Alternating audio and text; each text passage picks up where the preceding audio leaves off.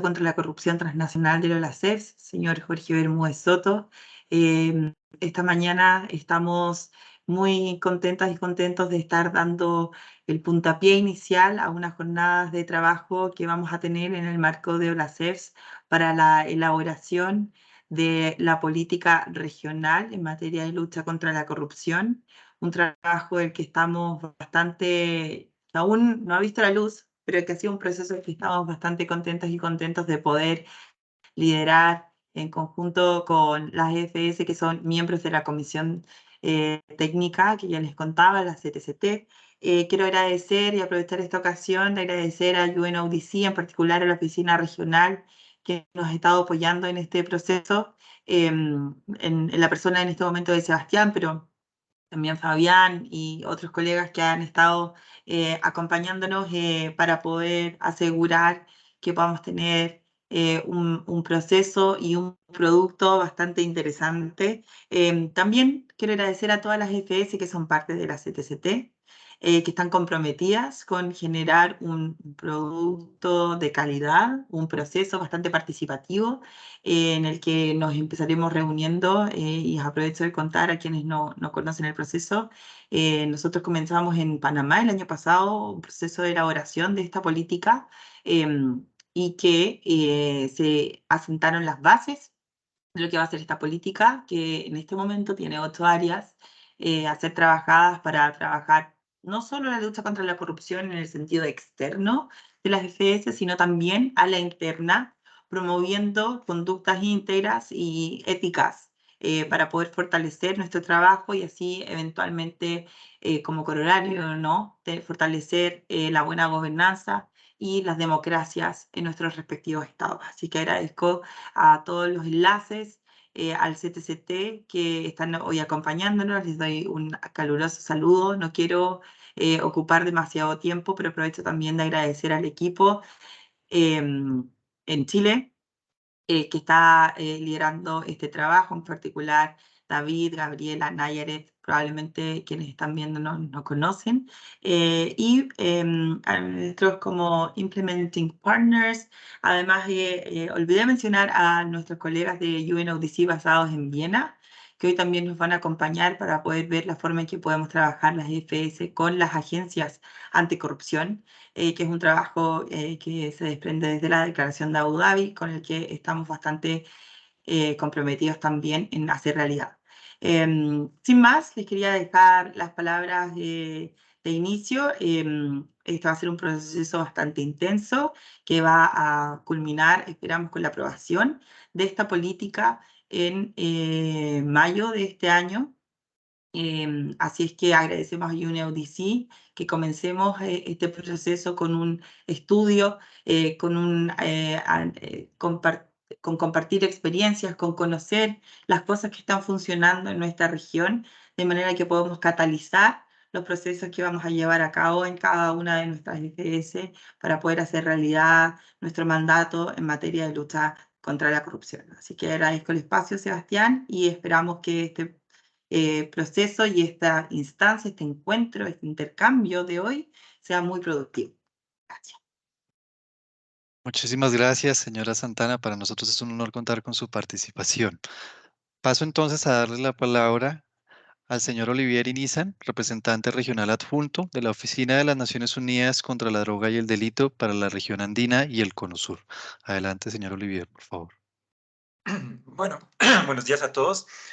En nombre de nuestra oficina, la Oficina de Naciones Unidas contra el Delito, pues quiero extender primero, antes que todo, un cordial saludo a todas las personas que nos están acompañando hoy en representación de las entidades fiscalizadoras superiores, que estarán compartiendo sus buenas prácticas y conocimientos especializados.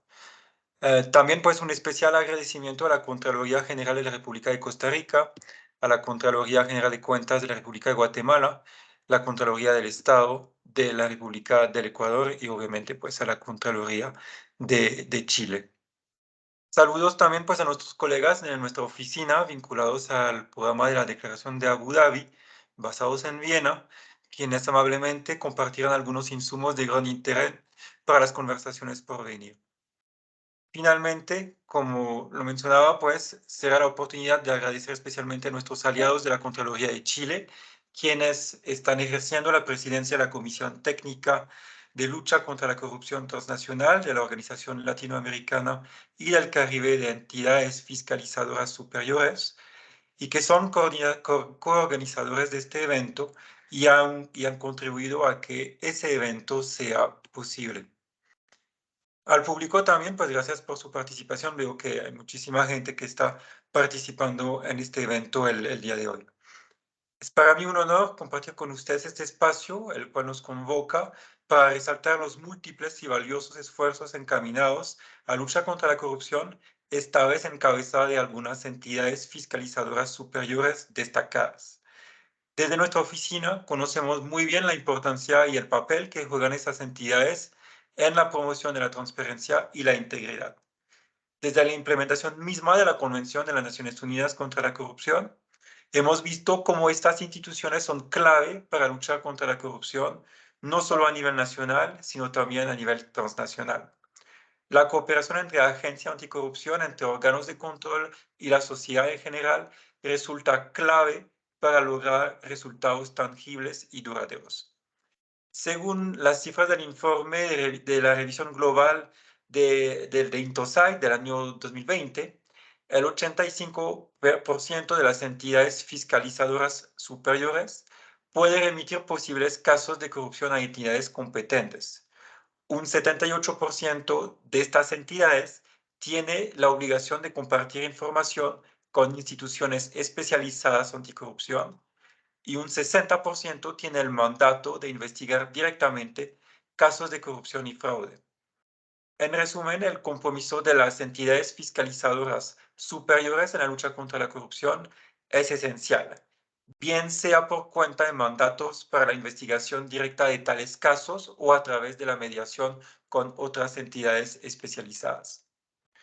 Justamente a raíz de la importancia que desde UNODC reconocemos sobre el papel de las entidades fiscalizadoras superiores, en el 2021 hemos lanzado el programa de la Declaración de Abu Dhabi, buscando, entre otras cosas, promover la articulación entre distintos cuerpos especializados anticorrupción, teniendo como centro a estas entidades fiscalizadoras superiores.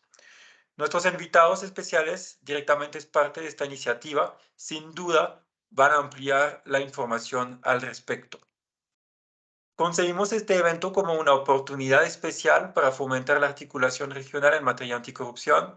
Nuestra misionalidad como Oficina para la Región Andina y el Cono Sur pasa por reconocer actores estratégicos que de sus competencias aporten al objetivo común de luchar contra este flagelo. Al facilitar espacios para intercambiar buenas prácticas anticorrupción, no solo permitimos el conocimiento de casos de éxitos en estados específicos, también estamos afianzando redes de cooperación existentes que pueden aumentar sus capacidades para hacer frente a una realidad bien conocida. La complejidad de la corrupción hace que su combate requiera de iniciativas multiactor y necesite esfuerzos transnacionales. Confiamos en que este espacio será de gran utilidad para todas las personas que nos acompañan, incluyendo a nuestros panelistas, expositores e invitados especiales. Esperamos seguir trabajando de forma armónica con cada uno de ustedes en iniciativas que consoliden pilares fuertes de la lucha contra la corrupción en toda la región. Sean cordialmente bienvenidos y bienvenidos a esta sesión y les deseo pues una muy fructífera jornada de trabajo. Muchas gracias. Muchísimas gracias, señor Olivier, por estas palabras de apertura. Y continuando entonces con nuestra intervención, veo que la señora Santana levantó su mano brevemente. No sé, señora Santana, si quiere hacer algún comentario previo antes de continuar con la sesión. No, no, Sebastián, no te preocupes. Quería ver si había reacción para aplaudir y solo había la opción de levantar la mano. Disculpa. Muchísimas gracias, señora Santana. Es un honor. Bueno, seguimos entonces con el desarrollo de esta agenda y paso entonces a darle la palabra a nuestra colega Nayaret Kálfula. Ella es analista de la Unidad de Cooperación y Relaciones Internacionales de la Contraloría General de la República de Chile y nos va a compartir algunos puntos relevantes sobre el trabajo de la Comisión Técnica de Lucha contra la Corrupción Transnacional. Adelante, por favor, Nayaret. Muchas gracias, Sebastián, y gracias también a nuestros colegas, a las personas también que son de otro tipo de instituciones públicas, no necesariamente de las CFS, que he estado viendo en el chat. Estamos muy felices de poder organizar junto a UNODC este evento el día de hoy, así que hoy les voy a contar muy brevemente un pequeño contexto del trabajo que realiza la Comisión Técnica de Lucha contra la Corrupción Transnacional de la OLACEF, para que se entienda un poco nuestro rol en esta materia a nivel de este órgano regional. Bueno, en primer lugar, destacar que las FS somos un actor clave en la prevención y lucha contra la corrupción transnacional. Así se ha destacado en la resolución 813 de la COSP, más conocida como la Declaración de Abu Dhabi, que promueve el fortalecimiento de la colaboración entre las FS y los órganos anticorrupción, y también en la declaración política de la sesión especial de la Asamblea General de Naciones Unidas sobre desafíos y medidas para prevenir la corrupción y luchar contra ella, en donde también se destaca el papel que juegan las FS en la prevención y lucha contra la corrupción, en particular en la promoción de la integridad, la rendición de cuentas, la transparencia, la debida gestión de los asuntos y los bienes públicos, así como el uso eficiente de los recursos públicos. Y es así como desde la CEF también, reconociendo este rol que se enmarca, por supuesto, en el plano internacional, o la CEF está comprometida en esta materia y así lo ha plasmado en diversas declaraciones, aquí las menciono todas: la Declaración de Cartagena de Indias en 2006, la de Asunción en 2009, de Santo Domingo en 2012, de Santiago en 2013, de Cusco en 2014, de Buenos Aires en 2018 y la Declaración de San Salvador en 2019, que fue impulsada precisamente como una de las primeras acciones que desarrolló el grupo de trabajo, como era conocido antes, de lucha contra la corrupción internacional, que hoy es la Comisión.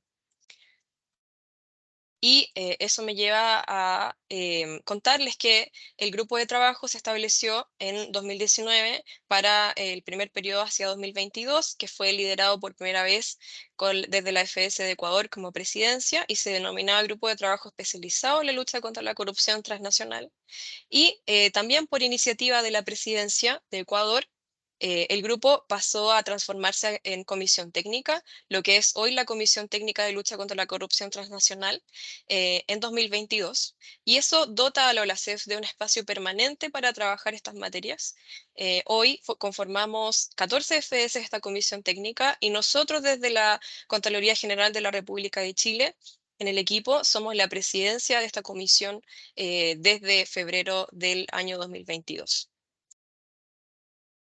Por lo tanto, el objetivo de esta comisión técnica es propiciar la cooperación en materia de prevención, detección y combate contra la corrupción entre las CFS de la OLACEF. ¿Para qué? Para mejorar el control gubernamental y otras actividades anticorrupción que efectúan las CFS. Ahora quisiera destacar algunos productos que desarrolló el anterior grupo de trabajo bajo el liderazgo de la FS de Ecuador y lo que es hoy la Comisión Técnica, para también poder contextualizar sobre las labores que desarrolla esta instancia. En primer lugar, destacamos el Manual de Buenas Prácticas de Lucha contra la Corrupción, que entrega lineamientos para las CFS a partir de buenas prácticas que fueron levantadas para prevenir e investigar delitos de corrupción transnacional y también para cooperar en esta materia. También el informe del tráfico de especies como un caso paradigmático de corrupción transnacional, que explora potenciales enfoques y acciones para abordar este ámbito, vislumbrando, por supuesto, los desafíos que enfrentan las FS en materia de control gubernamental. Eso dio origen también al informe Herramientas Metodológicas para el Control Externo Gubernamental de la Exportación Legal de especies de flora y fauna silvestre, con enfoque en la prevención de la corrupción transnacional. Y esto ya entrega alineamientos metodológicos para planificar auditorías ambientales que desarrollan las FS de la región, con foco, por supuesto, en la corrupción asociada al tráfico ilegal de especies. Y por otro lado, también destacamos estos 3 informes que van de la mano y se enmarcan en una fuerza de tarea que se dedica a promover el intercambio de información entre las FS, que actualmente está liderada por la FS de Colombia. Y esto, por supuesto, para reforzar el rol de las CFS en materia anticorrupción. Aquí tenemos 3 productos principales. El primero es el informe Aspectos Jurídicos para propiciar el intercambio de información entre las CFS que conforman la OLACEFS. Y este sistematiza información en esta materia sobre el mandato, la normativa nacional aplicable, en torno a la divulgación e intercambio de información, y esto se hizo en base a una consulta que respondieron 17 FS de la OLACEFS. También está la guía de intercambio de información, que orienta y a partir de un esquema legal para el intercambio y presenta una estrategia concreta para impulsar un modelo organizacional que permita darle sostenibilidad y análisis de datos compartidos para el intercambio de información entre las FS. Y finalmente está el informe hacia la consolidación de un sistema de intercambio de información entre entidades de fiscalización superior de América Latina. Y este entrega un informe sobre los sectores más propensos a la corrupción a partir del levantamiento de informes de auditoría de las FS, y esto se hizo también bajo el alero de la fuerza de tarea que lidera Colombia. Ahora, el proyecto que estamos desarrollando actualmente, entre otros que tenemos dentro de la Comisión Técnica, es el desarrollo de una política regional para la prevención y lucha contra la corrupción de la OLACEFS. Y este webinario, el día de hoy, nuestra idea es poder darle el puntapié inicial a una serie de jornadas de trabajo que vamos a tener durante el mes de marzo, dado que ya tenemos un trabajo previo que desarrollamos el año anterior, en 2022, en Panamá, en donde sentamos las bases de esto. Allí definimos el objetivo de la política, las características, los principios y principalmente cuáles van a ser los 8 principales ejes desde los cuales vamos a desarrollar recomendaciones. Entonces esa es la etapa en la cual estamos ahora. Ya en febrero aplicamos 2 consultas, una consulta ciudadana sobre percepción de la corrupción que dirigimos a todos los países de la región OLACEFS. Y también una consulta técnica en donde le consultamos a las FS sobre sus capacidades técnicas en materia de prevención y lucha contra la corrupción. Ahora en marzo vamos a tener 8 jornadas de trabajo con las FS de la CTCT para cada uno de los ejes de la política en donde vamos a formular las recomendaciones concretas que van a ser en el fondo el corazón de la política. Después, en abril, tenemos un taller presencial en donde invitamos a todas las FS de la OLACEFS. Este va a ser desarrollado el 12 y el 13 de abril, acá en la ciudad de Santiago, en dependencias de nuestra Contraloría. Y allí la idea es poder finalizar la formulación de esta política y también desarrollar el mecanismo de implementación, de seguimiento y monitoreo para la implementación de la política, que por supuesto es una parte fundamental de este trabajo. Y en mayo, nuestra aspiración es poder presentar esta política ante el Consejo Directivo de la OLACEFS. Así que este es el contexto en el cual se enmarca esta actividad y por supuesto las actividades de la CTCT. Quisiera nuevamente agradecer a la UNODC por el apoyo, por coorganizar esta actividad y ojalá poder seguir colaborando en el futuro. Y también a la cooperación alemana mediante la GIZ, quienes nos han apoyado también en el desarrollo de esta política y lo van a seguir haciendo también durante las fechas que tenemos previstas para el desarrollo y formulación de esta política. Eso es por mi parte. Muchas gracias, Sebastián. Así que dejo de compartir pantalla ahora. Muchísimas gracias, Nayaret, por esta interesante exposición sobre todo el trabajo de la CTCT. Vamos a seguir entonces con nuestra agenda prevista para el día de hoy y para ello procedo a darle la palabra a nuestro colega Christos Piasis. Él es asociado de Prevención del Delito y Justicia Penal de la Oficina de las Naciones Unidas contra la Droga y el Delito, con sede en Viena, y él nos va a comentar un poco sobre el programa de la Declaración de Abu Dhabi, algunas de sus principales características y otros hechos de completo interés para la sesión que tenemos prevista el día de hoy. Entonces, por favor, Christos, te doy la palabra y bienvenido. Gracias, Sebastián. Hola, buenos días y buenas tardes para todas y todos. Debo comenzar mencionando que mi español no es perfecto, así que espero que me entiendan bien. ¿Pueden ver mi presentación? Es correcto, Christos. Gracias. Me gustaría primero expresar mi agradecimiento a los organizadores del evento por permitirme presentar y a muchos de ustedes por su apoyo al programa de la Declaración de Abu Dhabi. Veo muchos nombres familiares en la lista de participantes y estoy muy feliz de verlos de nuevo.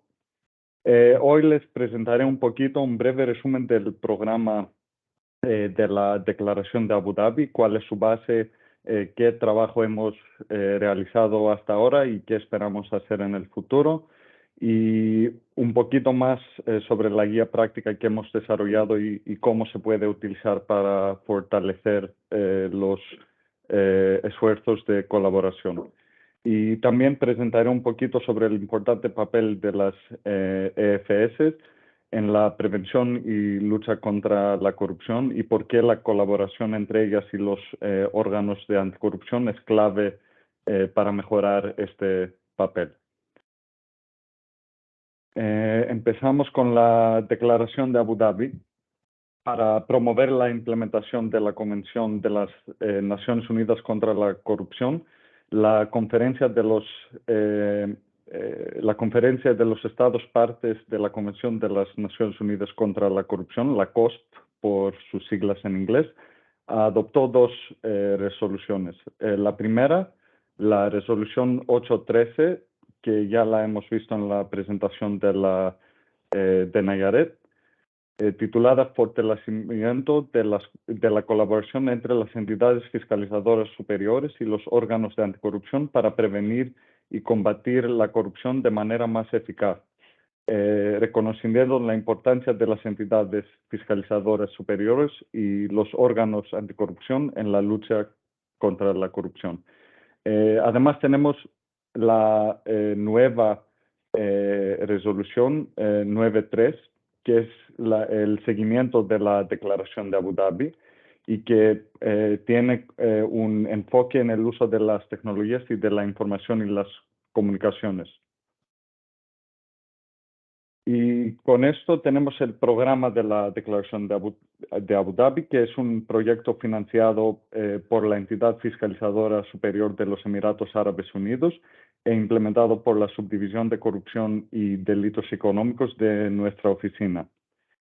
Nuestro objetivo es apoyar la aplicación de la Declaración de Abu Dhabi a nivel mundial y regional mediante el fortalecimiento del papel de las entidades fiscalizadoras superiores en la prevención y lucha contra la corrupción y la mejora de la cooperación entre las entidades fiscalizadoras superiores y los órganos de anticorrupción. El programa proporciona un marco para cooperación entre las dos instituciones al contribuir al logro del SDG 16 con respecto al desempeño de los gobiernos en el campo de la gestión financiera pública efectiva y la mitigación del riesgo de corrupción, y apoyar a los Estados partes de la Convención y a los miembros de la INTOSAI en sus esfuerzos por implementar la Convención de manera efectiva. El programa de 3 años se centra en dos resultados o acciones principales.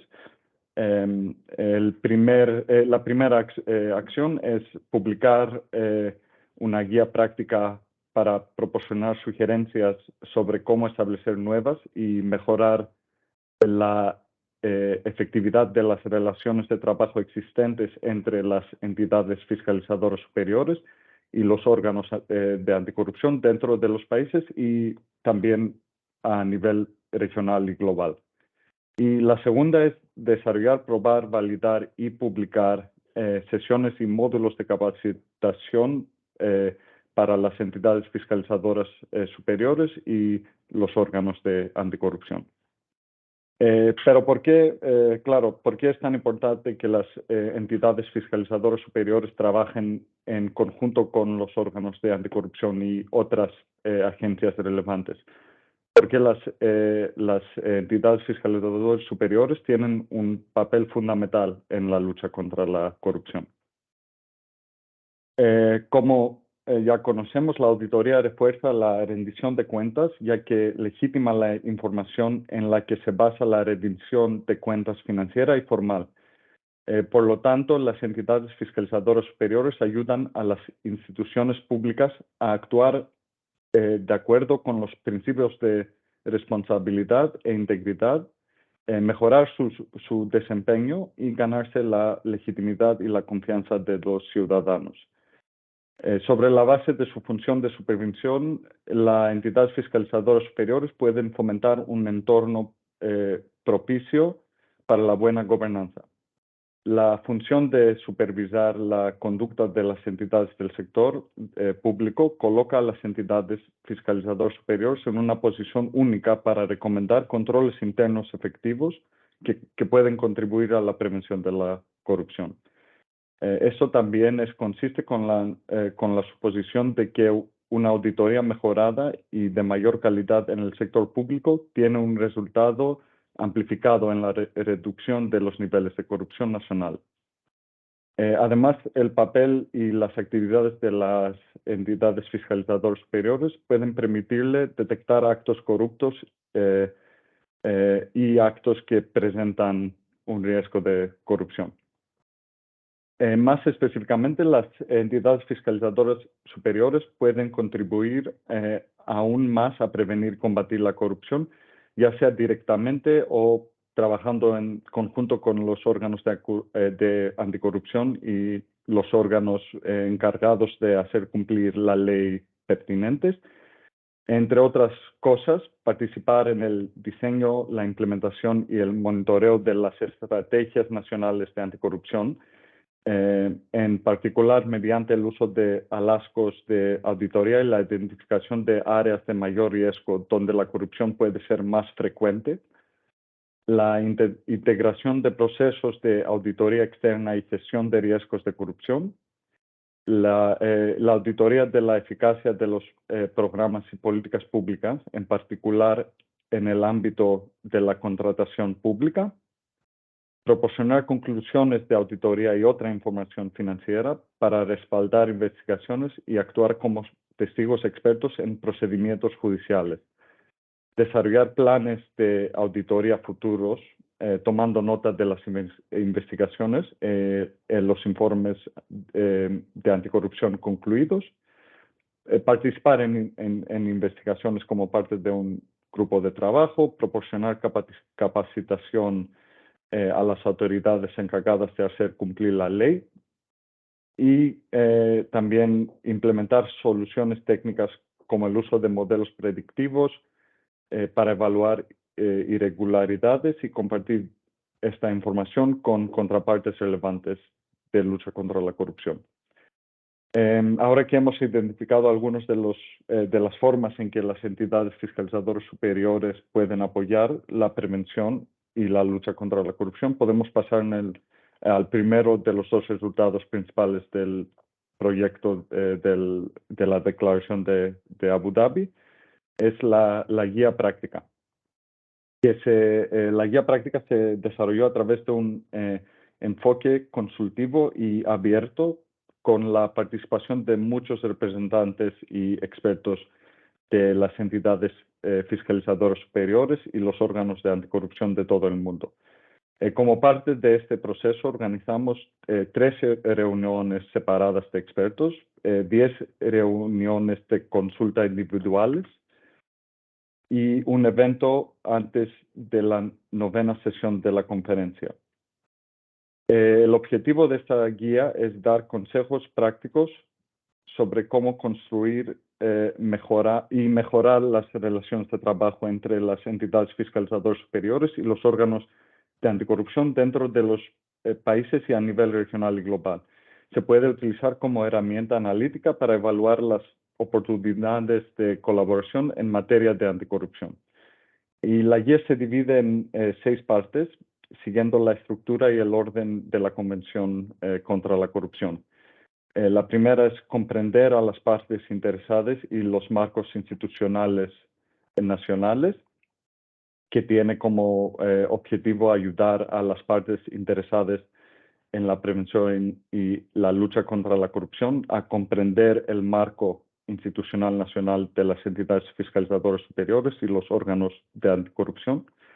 La segunda parte se centra en el capítulo 2 de la Convención, en la prevención de la corrupción, y la tercera parte se concentra en los capítulos que están basados en el cumplimiento, los capítulos 3, 4 y 5, con el objetivo de cómo las entidades fiscalizadoras superiores y los órganos de anticorrupción pueden coordinar mejor sus actividades entre sí, tal como se contempla en el artículo 36 de la Convención, e incluye elementos sobre la cooperación internacional y recuperación de activos.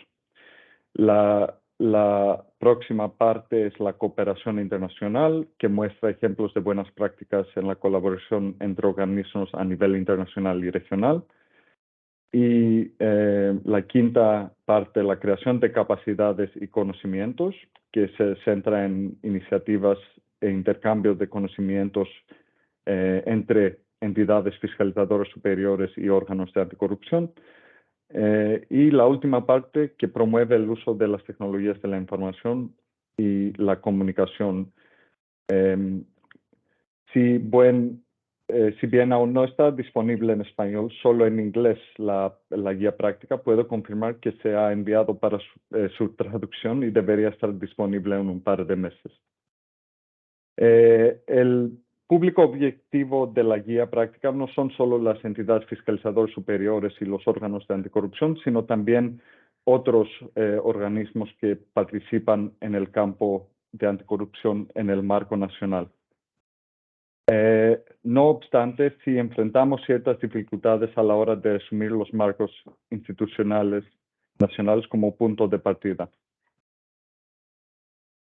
Aquí tenemos, aquí podemos ver que la guía, claro, tiene como objetivo capturar las mejores prácticas de todo el mundo, pero claro que cada marco institucional nacional es diferente. Para respaldar este análisis para cada país, creamos como un proceso simplificado que resulta en un diagnóstico que consiste en 3 partes. La primera es el matriz de identificación de entidades del sector público con función anticorrupción, el cuadro que proporciona una descripción detallada de las funciones de anticorrupción, y la tercera parte, el diagnóstico para determinar el marco institucional nacional. El diagnóstico tiene como objetivo ayudar al lector de la guía a identificar las áreas potenciales de cooperación entre las entidades fiscalizadoras superiores y los órganos de anticorrupción, comprender las fortalezas que pueden permitir una mayor cooperación, comprender los desafíos que pueden ser inherentes en el marco nacional y que pueden necesitar ser superadas para permitir una mejor cooperación, y guiar en cuanto a qué secciones de las partes deben leer. Esto es también importante ya que las estructuras institucionales nacionales varían drásticamente y si bien los objetivos finales pueden ser los mismos, las rutas tomadas para lograr a esos objetivos y las buenas prácticas relevantes pueden diferir muchísimo. Además de determinar el marco institucional a nivel nacional, la guía también reconoce que el trabajo conjunto con otras contrapartes nacionales puede no ser tan sencillo y que pueden existir algunos desafíos para la colaboración o condiciones previas. Claro que el factor más importante que debe existir es una legislación que permita por lo menos el intercambio de información entre las autoridades. Esta es fundamental en la construcción de la cooperación, ya que sin el permiso de compartir información, otros esfuerzos van a tener con resultados limitados. Por lo tanto, si no existe una legislación que permita el intercambio de información, este debería ser el punto de partida para cualquier esfuerzo de cooperación. En la presentación también describo algunos otros posibles desafíos. Tenemos las barreras constitucionales o legislativas, la colaboración informal o formal. Si bien no es una limitación, los acuerdos informales o formales pueden tener el efecto contrario de regular excesivamente la cooperación, la superposición de mandatos que implique, por ejemplo, la realización o apoyo de investigaciones, la denuncia de sospechas de fraude o corrupción y las actividades relacionadas con la prevención de la corrupción. Y claro que tenemos otros posibles desafíos para la colaboración y estos son, por ejemplo, la falta de voluntad política, la falta de comprensión de los marcos o procesos institucionales pertinentes, la incapacidad para compartir o comprender la información compartida. Y además, por ejemplo, uno de los problemas que hemos escuchado surgir muchas veces es la incompatibilidad de los sistemas de información y comunicación empleados por las agencias nacionales o la falta de personal bien equipado para analizar los datos y ser capaz de utilizar los sistemas y los resultados.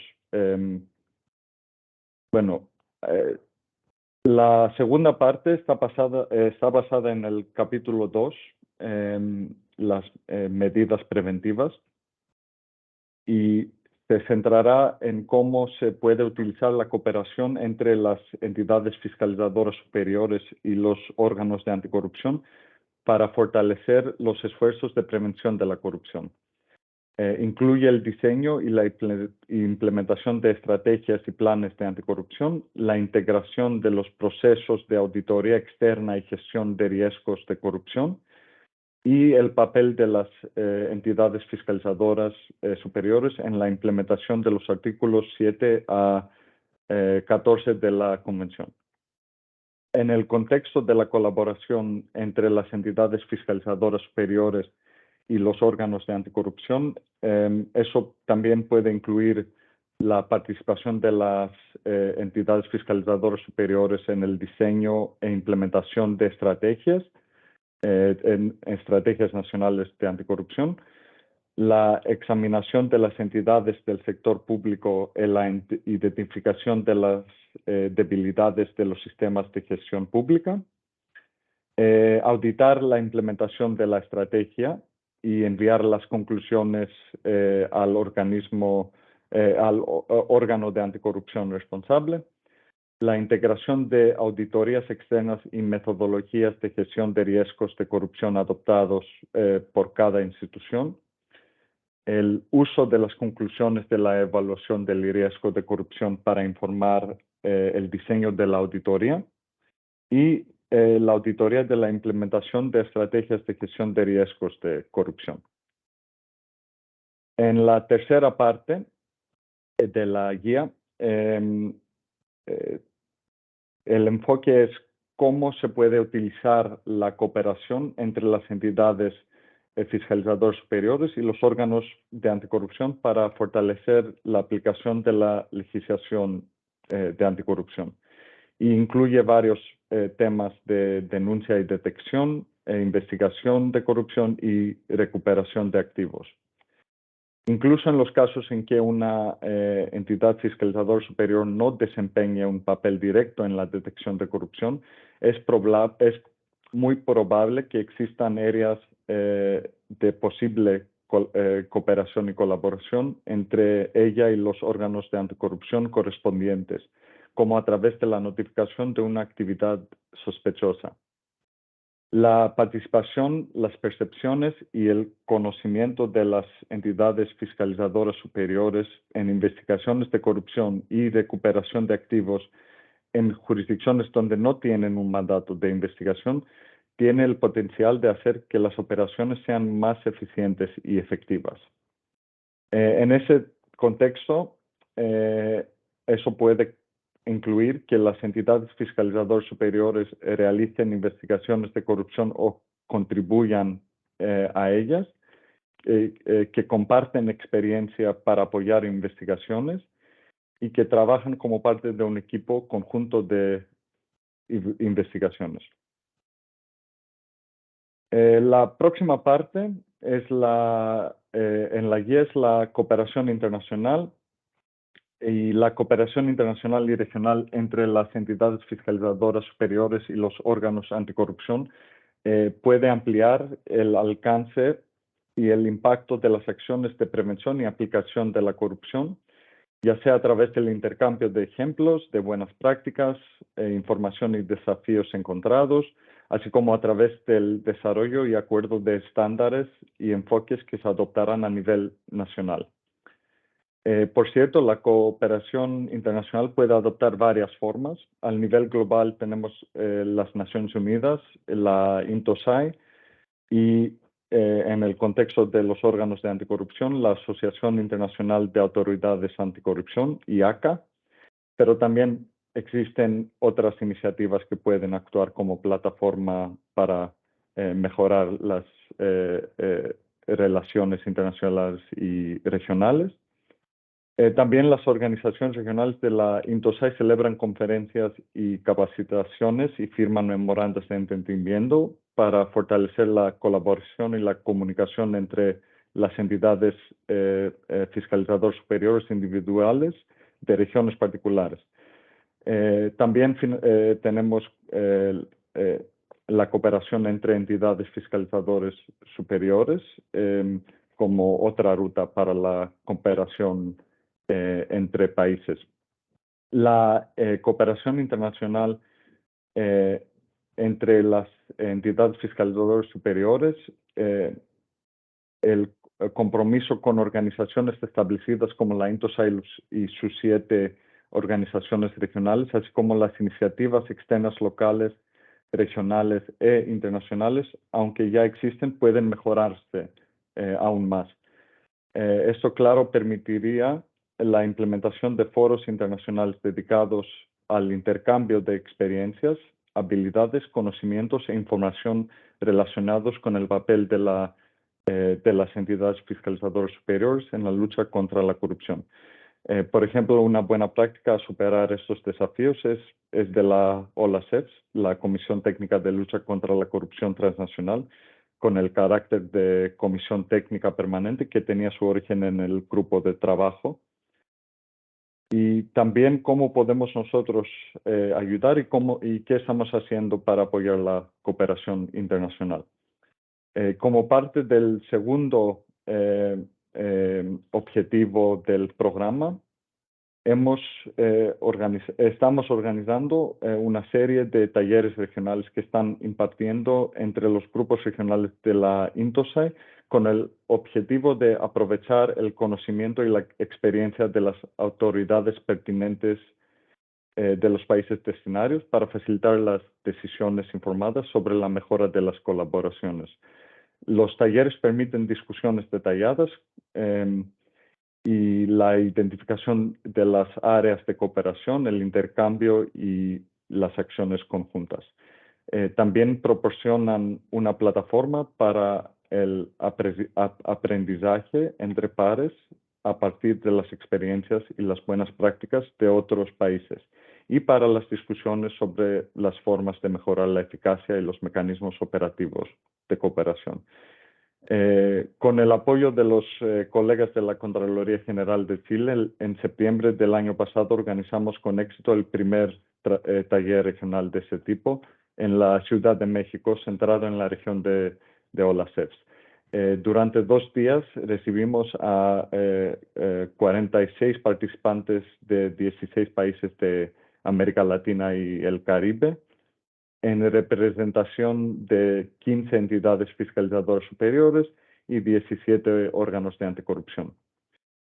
También tuvimos el privilegio de escuchar presentaciones e intervenciones de varias entidades fiscalizadoras superiores que están con nosotros hoy. El equipo del programa de la Declaración de Abu Dhabi está organizando actualmente el segundo taller regional dirigido a las entidades fiscalizadoras superiores y los órganos de anticorrupción de la región de ASOSAI. También estamos planeando celebrar eventos adicionales dirigidos a los Balcanes Occidentales y los países que forman parte de AFROSAI. También al final esperamos organizar un evento al margen de la 10ª sesión de la conferencia que va a ser en Atlanta, Estados Unidos, en diciembre. Se pueden compartir más detalles sobre este evento con las partes interesadas más cerca de la fecha. Y con esto termino mi presentación.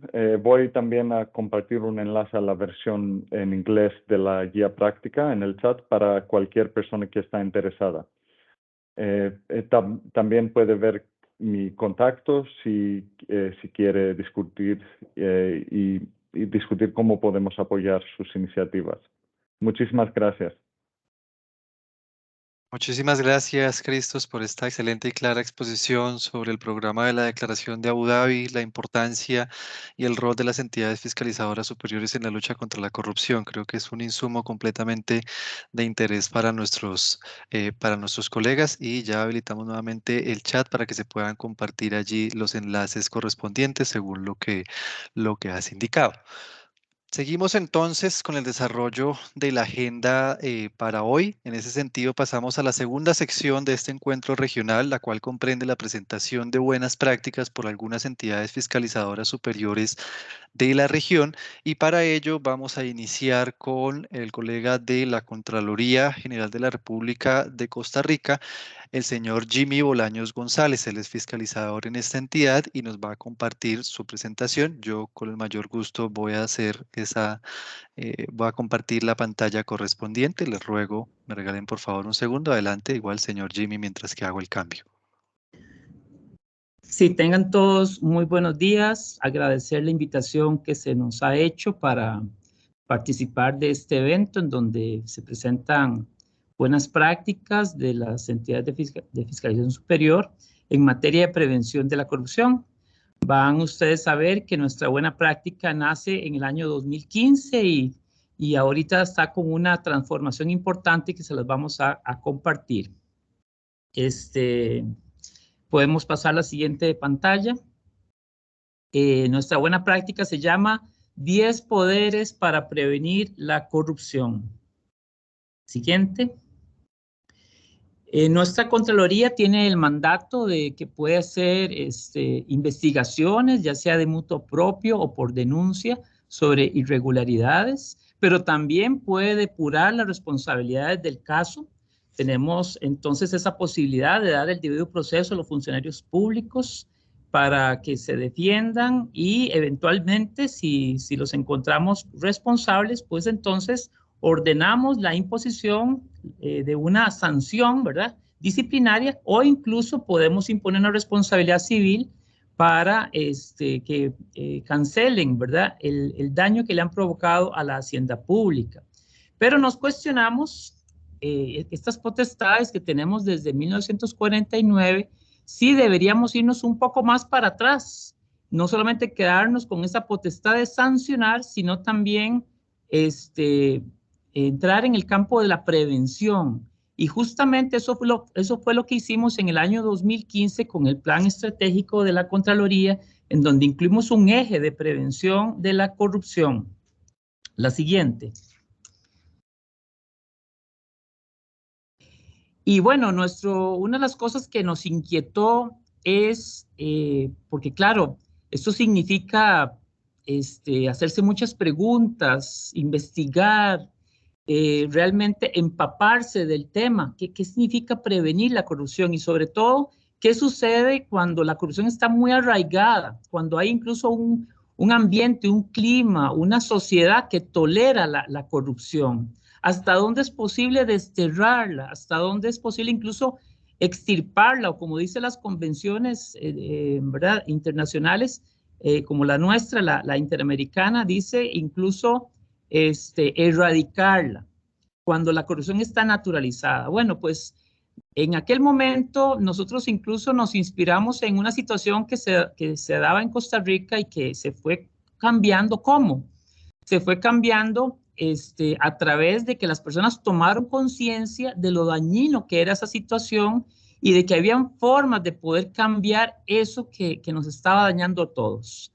Y es el tema en este caso, de la experiencia que hay con el fumado de cigarrillos, con el tabaco. Pasemos a la siguiente filmina. Si uno recuerda, yo me recuerdo que tengo ya 41 años de servicio en los años 80, en las oficinas públicas, en las instalaciones, en los centros educativos, pues el que fumaba había que tolerarlo, aunque se llegara uno a enfermar. Y resulta que poco a poco la gente empezó a darse cuenta que el fumador pasivo también sufría los efectos y que eso no podía ser. Y entonces empezó a haber una intolerancia social al conocer esos efectos, hasta el punto de que pues se emitió en una segunda etapa, en el año 1995, una ley que vino a reflejar ese sentir ciudadano de que no se podía tolerar el cigarrillo, por ejemplo, qué sé yo, en hospitales, en clínicas. Y entonces en esa ley por lo menos se señalaba de que iban a existir unas áreas para fumado y no fumado y otras en donde del todo no se podía fumar, como clínicas, como centros educativos, como hospitales. Y eso evoluciona de una manera tal que ya para 18 años después, en el año 2012, ya hay una ley que dice que en espacios cerrados del todo no se puede fumar, hay una cero tolerancia, ¿verdad? Son espacios libres de fumado. El que quiere fumar aquí en Costa Rica, pues tendrá que irse a un parque, a la calle, un lugar que esté abierto, porque de lo contrario eso no es permitido ni por la sociedad, ni tampoco por las leyes. Muy bien, pasemos a la siguiente.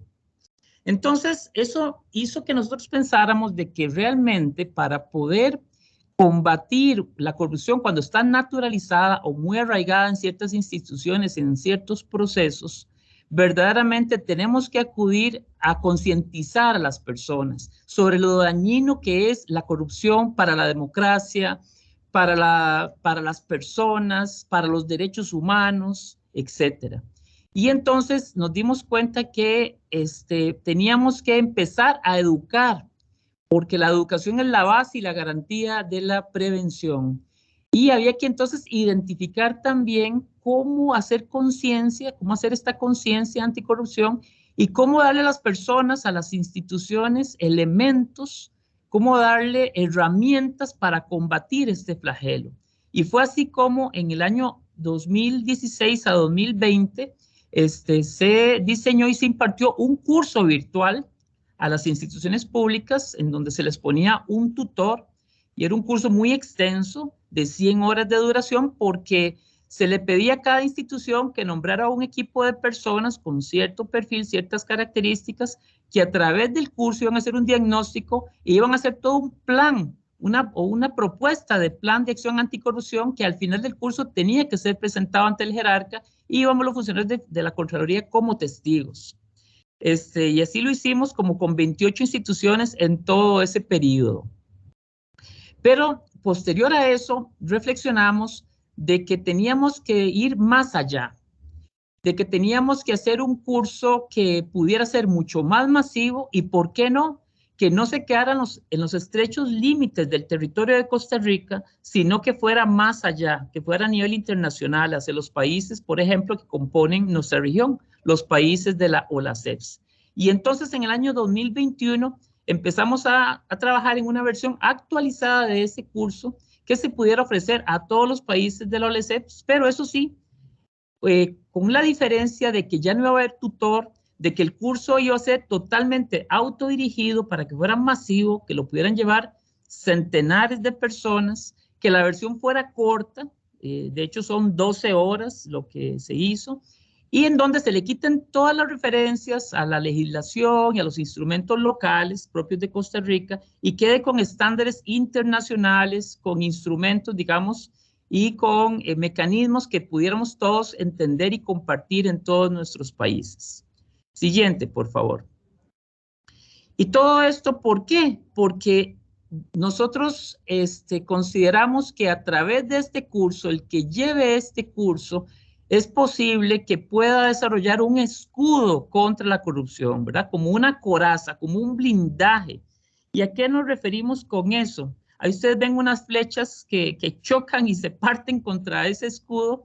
Pues sí, en realidad nos dimos cuenta que el combatir la corrupción desde la prevención significa poder protegernos contra la deshonestidad, contra el desgobierno, contra el descontrol, el desorden administrativo, contra las irregularidades, contra la dispersión de esfuerzos, contra la no participación de los ciudadanos, contra las carencias tecnológicas, las ineficiencias, el secretismo, y de ahí fueron saliendo los temas para nuestro curso. Siguiente, por favor. Esto que tienen ahí es la pantalla del curso que ya tenemos pues realmente muy avanzado en su nueva versión. Para cada uno de los temas del curso hay una lección y cada una de esas lecciones es lo que nosotros llamamos los poderes. O sea, son 10 poderes, 10 lecciones. Siguiente, por favor. El primero de todos, y no por casualidad es el primero, es el poder de uno. Nosotros hacemos mucho énfasis en que cada persona tiene que convertirse en parte de la solución y no del problema. Aquí hablamos entonces de cómo cada persona, independientemente de que la institución se estén o no tomando medidas, de que las autoridades vean para otro lado, etcétera, cada persona puede provocar un cambio con su propio ejemplo, con su propia vida, con sus propias prácticas. Y entonces eso es lo que abarcamos en la primera lección. En la segunda lección vamos a diagnosticar realmente cuando hablamos de corrupción, de qué es lo que abarca, cuál es ese concepto, cuáles son las distintas clasificaciones que hay, cuáles son las causas objetivas, subjetivas, las consecuencias, cómo es que se mide la corrupción. Es decir, realmente conocer todos esos elementos para poder diagnosticar qué es lo que está pasando, cómo se manifiesta, para a partir de un buen diagnóstico ver qué podemos hacer. La tercera lección es el poder de las organizaciones. Aquí se hablan dos temas claves. Se habla de la importancia de la gestión de la ética en las organizaciones públicas, cómo gestionar la ética, y segundo, del buen gobierno corporativo. O sea, que no se quede el buen gobierno como algo propio de las entidades financieras, ¿verdad? Sino que se extienda a todas las entidades del sector público. En la cuarta lección hablamos del poder de los controles. Ahí estamos hablando de los controles del sistema de control interno que todos nosotros manejamos bastante bien y inclusive del control externo. En la quinta lección hablamos del poder de la normativa. Ahí vemos todo lo que es el marco regulatorio internacional, inclusive normativa no vinculante, ¿verdad? El soft law que se llama, pero que nos puede ayudar muchísimo, y ciertos estándares que están allí en esa normativa. Esos son el primer grupo de 5 temas que vemos durante el curso, y el segundo grupo de temas, exactamente, muchas gracias. Seguimos con el tema del poder de la transparencia, ¿verdad? Cómo es la importancia de que se visibilice toda la información de los procesos claves de las instituciones, ¿verdad? Que eso conste en las páginas web, conste en la actitud abierta hacia la prensa y a la ciudadanía de las instituciones, etc. La lección 7 es el poder de la eficiencia, porque claro, donde hay ineficiencia, donde los permisos, las autorizaciones, cuesta mucho, tardan muchísimo, es muy lento, hay muchos trámites. Entonces, todo eso genera que haya que, a veces, a personas, empresarios, etcétera, para obtener un permiso o una autorización, pues paguen favores, paguen ¿verdad? Sobornos a cambio de obtener eso. Entonces, aquí se habla mucho de estos temas, simplificación de trámites, mejora regulatoria, etcétera. Luego está en la lección 8 el poder de la tecnología, cómo la automatización de procesos y el uso intensivo de diferentes tecnologías de la información nos ayudan a prevenir la corrupción. La lección número 9 nos habla del poder de la gente. Tenemos que favorecer, facilitar, quitar los muros que le impiden a las personas, a los ciudadanos, realmente participar, denunciar, ayudar a que las cosas se hagan bien hechas. Entonces, es favorecer todo el control social. Y finalmente, el poder de las sinergias. Ahora lo veíamos con esta declaración que se nos hablaba de la importancia de articular esfuerzos, por ejemplo, entre las entidades de fiscalización superior y las oficinas anticorrupción. Bueno, pues aquí se ve eso todavía ampliado porque justamente ahí estamos viendo no solamente esos dos actores, sino muchísimos más que hay que incluir, ¿verdad? La empresa privada y muchos otros mecanismos y instituciones que también pueden coadyuvar en esta lucha y en la prevención de la corrupción. Seguimos, y aquí termino. Justamente les quería contar y me alegra muchísimo que hay casi 400 participantes en este evento. Vamos a tener un plan piloto a mediados de este año para justamente poner a prueba este curso y que podamos recibir mucha retroalimentación de cómo mejorarlo. Así es que muy probablemente a algunos de ustedes les llegará un correo para ver si nos pudieran hacer el favor, y aprovecho esta oportunidad, ¿verdad?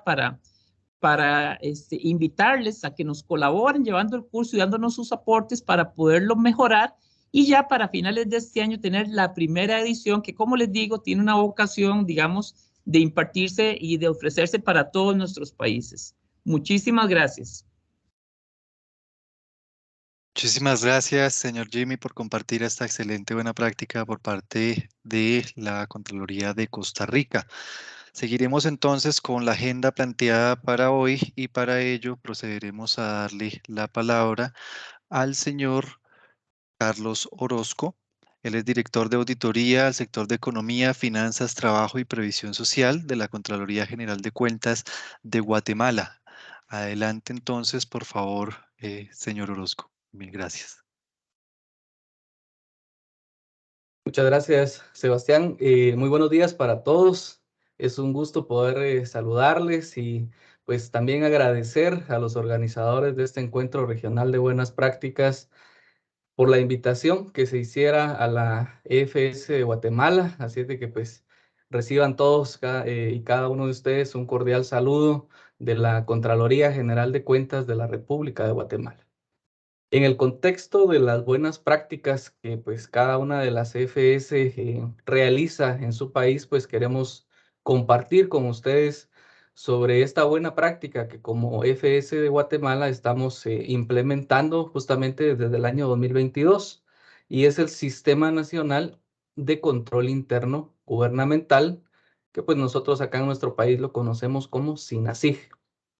Quiero comentarles de que en nuestro país las normas de control interno, pues que estaban anteriormente a la implementación de SINASIG, pues databan desde el año 2003. Entonces, pues en el año 2022 se implementa formalmente este Sistema Nacional de Control Interno Gubernamental que pues viene a responder a esa necesidad y a esa vinculación que nosotros como FS pues desempeñamos en el rol anticorrupción.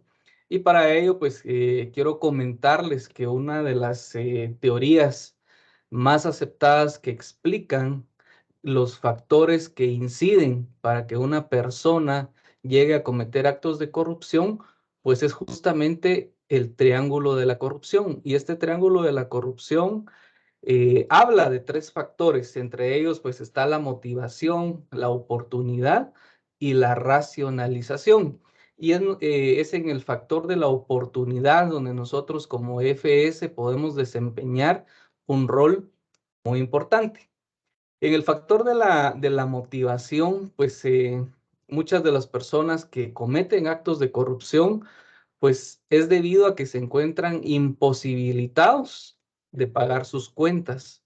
Quizá tienen alguna adicción a drogas o a juego, o tienen el deseo de tener un estatus de vida superior al que le permiten sus ingresos lícitos. Entonces se ven motivados a cometer actos de corrupción. Otro de los factores, voy a hablarles del factor número 3, es la racionalización. Y en este factor número 3, pues la persona empieza a concluir y a decir, solo estoy tomando prestado el dinero. Me lo deben porque me lo merezco y no me pagan lo suficiente por el trabajo que hago. Entonces son formas de pensar que también, de racionalizar, que también influyen para que una persona pueda cometer actos de corrupción. Y por último voy a hablarles del segundo factor y lo dejé al final porque es en este factor donde nosotros vamos a centrar esta buena práctica que como FS pues estamos implementando justamente desde el año 2022. El segundo factor que influye de conformidad a la teoría del triángulo de la corrupción para que una persona pues cometa un acto de corrupción es el factor de la oportunidad. Y en este factor de la oportunidad, pues se menciona que la persona debe ver alguna forma por la cual puede usar, que en realidad es abusar de su posición de confianza para resolver sus problemas financieros. Pero ojo acá con esto. Puede identificar alguna forma por la cual puede abusar de esa posición de confianza que tiene, de ese manejo de los recursos públicos que tiene. Pero tiene que establecer también de que existe una baja percepción del riesgo de ser descubierto. Entonces, cuando estos tres factores confluyen, pues es muy probable el riesgo de que una persona pueda cometer un acto de corrupción. En ese sentido y bajo este contexto, el Sistema Nacional de Control Interno Gubernamental pues se enfoca en este segundo factor, el factor de la oportunidad, para que las personas pues no perciban esa baja percepción de riesgo de ser descubierto. En ese sentido, pues el Sistema Nacional de Control Interno Gubernamental pues viene a constituirse como un factor que coadyuve para que las instituciones implementen controles internos en sus entidades que permitan reducir o minimizar en gran manera ese riesgo de oportunidad que pueden tener las personas de cometer actos de corrupción. En ese sentido, pues quiero comentarles que la Contraloría General de Cuentas de nuestro país, pues bajo la facultad que tiene por su ley orgánica, una de las atribuciones que tiene la Contraloría General de Cuentas de Guatemala es el normar el control interno gubernamental. Y en ese sentido, pues desde su ley orgánica se faculta a la Contraloría General de Cuentas para que todas las normativas que emita la Contraloría en materia de control interno puedan ser utilizadas y aplicadas de manera obligatoria por todas las instituciones públicas. En ese sentido, pues se emite este Sistema Nacional de Control Interno Gubernamental que, como les comentaba, se aprobó en el 2021, pero su vigencia empieza a regir a partir del 1 de enero del año 2022. Quiero comentarles que el SINASIG, pues una de las definiciones del SINASIG indica que es el conjunto de objetivos, de responsabilidades, de componentes y normas de control interno con el propósito de asegurar el cumplimiento de objetivos fundamentales de cada entidad. Y pues para ello el SINASIG contempla una serie de objetivos institucionales de control interno que se agruparon en 4 categorías: los objetivos estratégicos, los objetivos operativos, los objetivos de información y los objetivos de cumplimiento normativo. Estos objetivos, pues todas las instituciones públicas los tienen en sus planes estratégicos, en sus planes operativos, en sus normativas generales y específicas, y a través de este Sistema Nacional de Control Interno, pues se le da un enfoque preventivo para que las instituciones cumplan con esos objetivos que tienen pues a nivel institucional. Otro de los factores importantes e interesantes que contempla el SINASIG es que delimita claramente las responsabilidades del control interno de 4 actores. Por un lado, la máxima autoridad, el equipo de dirección, los servidores públicos en general, y por otro lado, pues contempla también ya la responsabilidad de la auditoría interna o del auditor interno de cada una de las instituciones y ese rol protagónico importante, y que debe constituirse el auditor interno y las auditorías internas en aliados estratégicos para la Contraloría o para las EFS en materia de control interno. Bajo ese contexto, estimados amigos, quiero comentarles que desde el 2003 que venían las anteriores normas de control interno y pues ahorita en el 2022 que se implementó el SINASIG, fue un cambio de paradigma. Un cambio de paradigma en el sentido que pues el SINASIG ahora contempla la evaluación de riesgos. Y la evaluación de riesgos pues tiene ese componente del control interno del SINASIG, pues se basa en la normativa COSO, en normativas de ISACA y en normativas de las mejores prácticas de INTOSAI. En ese sentido, pues la evaluación de riesgos en procesos de gobernanza, en procesos estratégicos y de operaciones, contribuye a la mejora de la eficiencia de los procesos e incrementa también la certeza del alcance de objetivos institucionales, un eficaz desempeño y salvaguarda de los bienes de las entidades. Entonces, esto viene a convertirse en un sistema integral para la evaluación de riesgos y para poder coadyuvar a las instituciones en el logro de sus objetivos. Para ello, el SINASIG contempla, como les comentaba, que está basado en el componente de control interno, está basado en COSO, pues contempla la matriz de evaluación de riesgos a través de la cual las instituciones, en base a los objetivos que tengan, ya sean estratégicos, operativos, de información o de cumplimiento normativo, contemplan de manera preliminar y de manera preventiva al inicio de un ejercicio fiscal, contemplan todos aquellos riesgos, todas aquellas situaciones que pueden afectar para que esta institución cumpla con sus objetivos durante el ejercicio fiscal. En ese sentido, pues desde la matriz de evaluación de riesgos, identifican esos riesgos, hacen un mapa de riesgos, pero lo más importante, no solamente es identificar el riesgo y hacer el mapa de riesgos, sino que de manera preventiva, hacer un plan de trabajo de evaluación de riesgos que les permita a las instituciones, para comenzar, tener en su mapa ese riesgo y poder identificar acciones oportunas y preventivas para que los riesgos que se han identificado en la consecución de los objetivos, pues no logren materializarse. El SINASIG contempla esta metodología y de conformidad al contexto en general de un riesgo, pues el SINASIG es claro en el sentido de especificar que un riesgo no puede eliminarse por completo, pero sí puede mitigarse y sí puede controlarse. En ese sentido, pues el SINASIG viene a brindar esta herramienta a las instituciones y ser más preventivos, no ser tanto punitivos o en el sentido de las auditorías ex post, sino ser preventivos. Y pues aquí es donde nosotros como FS estamos aportando esta buena práctica para todas las instituciones de nuestro país. Por último, contempla la metodología, la matriz de continuidad de evaluación de riesgos, donde pues ya las autoridades de la entidad dan ese seguimiento a los planes de trabajo que debieron implementarse de manera oportuna.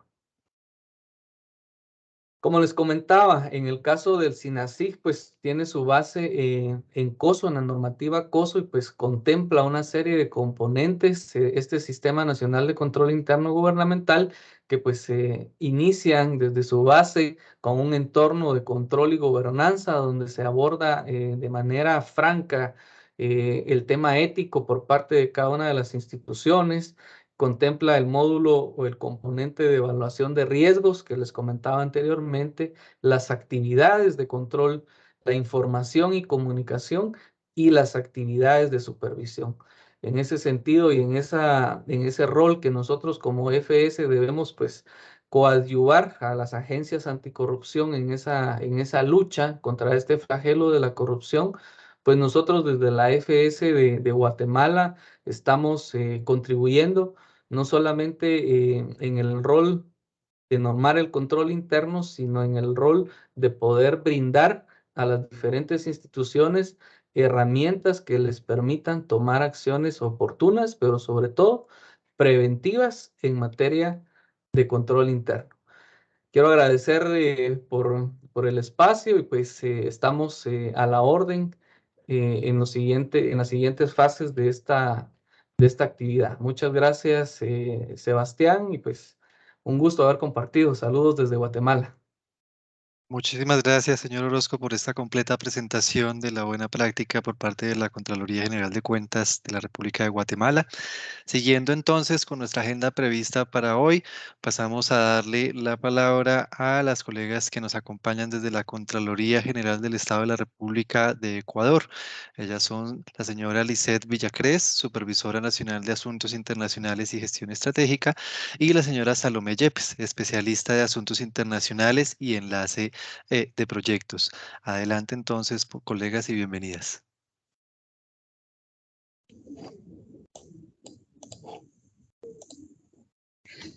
Muchas gracias, muy buenos días, apreciables autoridades de UNODC, de la Presidencia de la Comisión Técnica de Lucha contra la Corrupción Transnacional de la OLACEF, panelistas y público en general que nos acompañan hoy.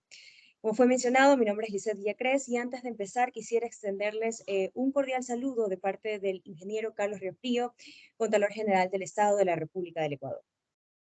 Buenos días con todos y todas. Mi nombre es Salomé Yepes. Nosotros somos funcionarios de la Contraloría General del Estado de la República del Ecuador.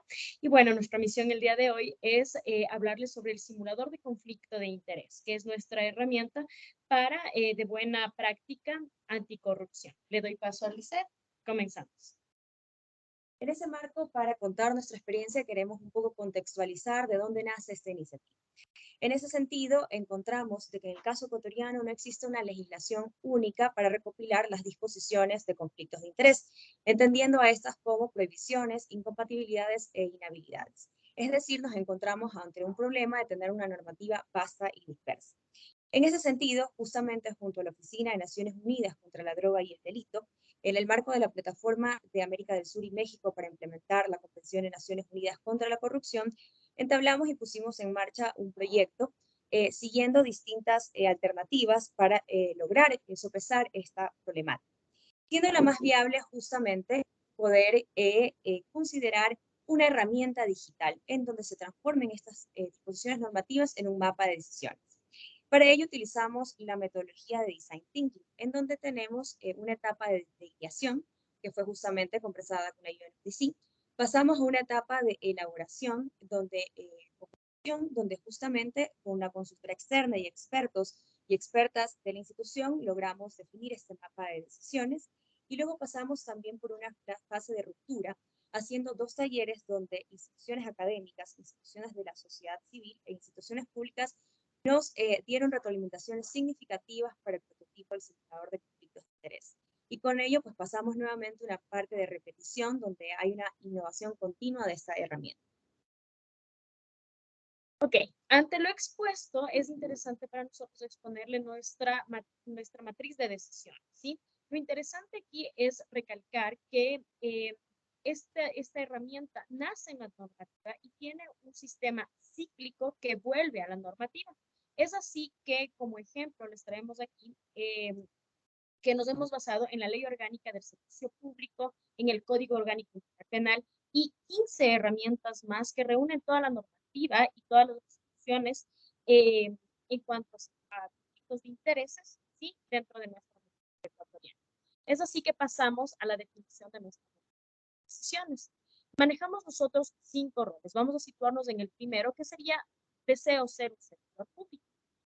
De esta manera vamos a encontrar varias ramificaciones, varias opciones que nos da el legislador en el mapa de decisiones, y uno de ellos podría ser para ejemplificar que estoy siendo investigado por una comisión del delito. Esta opción, a su vez, se va a ramificar en 3 opciones que vemos en pantalla, ¿sí? La primera sería, fui condenado a través de una sentencia. La siguiente sería, la investigación sigue abierta, y una final sería que fui absuelto. Es decir, de esta manera se me ramifican, se me despegan 3 opciones. 3 opciones, de acuerdo a la opción del visitante, va a dirigirnos a 2 opciones. La primera sería que no hay impedimento, ¿sí? Si es que absuelto, no habría, ¿sí? Sin embargo, si es que fui condenado por la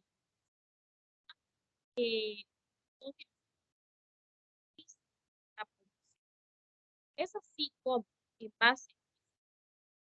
Disculpen, colegas, y de antemano me excuso por interrumpirles de esta manera, por favor, me excusan. Quisiera comentarles que tenemos un poco de problemas con el audio, toda vez que nos están comentando que se oye un poquito intermitente. No sé si de pronto pudiesen acercarse un poco más al micrófono del ordenador, puede que eso nos solucione un poco el asunto y nuevamente me excuso por interrumpirles. No sé si ahí nos escuchan mejor. Mejor.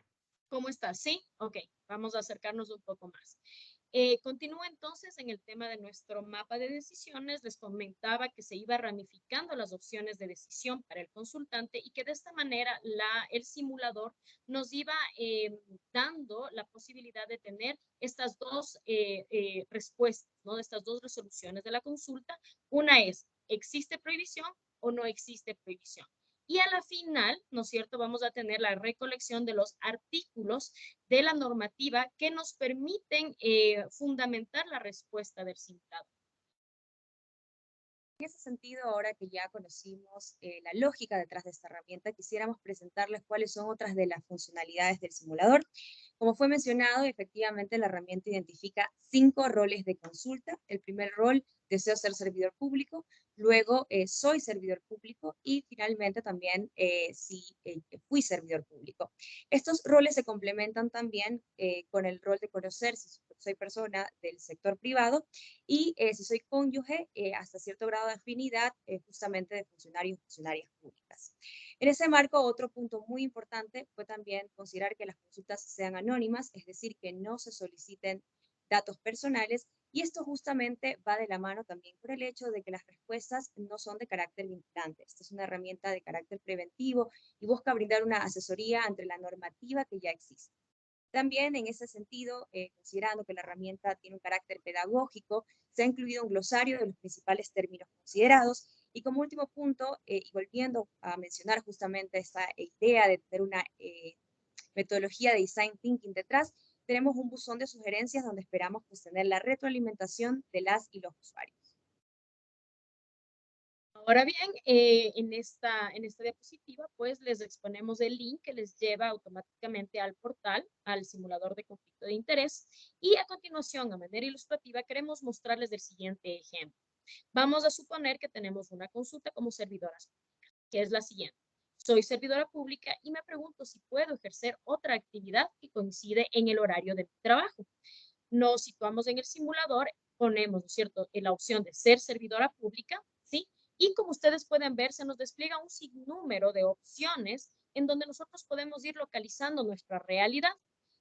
Por ejemplo, tenemos, soy servidor de la función legislativa, judicial, de transparencia y control, etcétera, etcétera. En el caso de este ejemplo, vamos a situarnos a normativa aplicable para todos los servidores. Es así como vamos a seguir, ¿no es cierto?, nuestra matriz, vamos a seguir nuestras opciones y vamos a seguir escogiendo las opciones que se habilitan dentro del simulador y vamos a ir escogiendo. Deseo generar una fuente de ingreso, retribución o beneficio adicional a mi salario. Continúo y digo, deseo recibir ingresos extras o aceptar otro puesto adicional al cargo que ya tengo. Y continuamos con una opción final, ¿no es cierto?, que sería el horario de este puesto nuevo coincide con el puesto actual. Entonces, después de escoger todas estas opciones, el simulador me va a dar esta opción que está a continuación. Usualmente el simulador nos da dos respuestas. Una, ¿tengo inhabilidad o no la tengo? ¿Sí? En este caso, se está diciendo que usted se encuentra en un conflicto de interés y no puede ejercer otro cargo. Y lo interesante de la herramienta es que respalda esta respuesta con los artículos que sustentan su respuesta.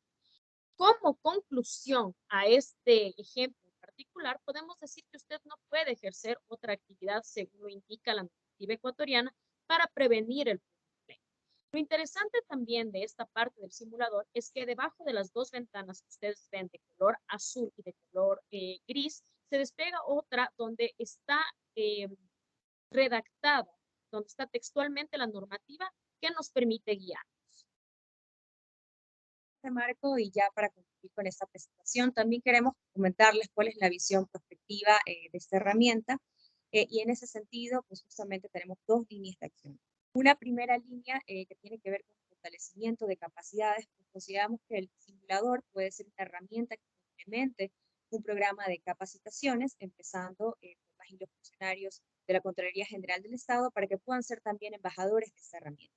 En esa línea también hemos considerado importante de que, de ser el caso, se pueda hacer una réplica a nivel regional de este importante instrumento digital, y en ese sentido ya hemos empezado con una primera experiencia con la Contraloría General de la República de Perú, donde hemos hecho intercambio de información técnica respecto de la parte de infraestructura tecnológica del sistema.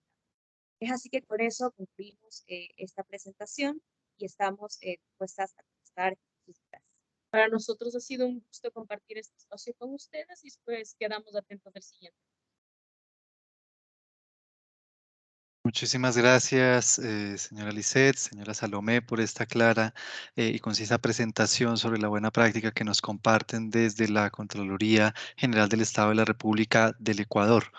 Pasamos entonces a la siguiente parte y última parte de nuestro evento, de nuestro encuentro regional para hoy. En esta parte vamos a contar con un panel de discusión, el cual va a estar moderado por el señor Fabián Orlando Espejo.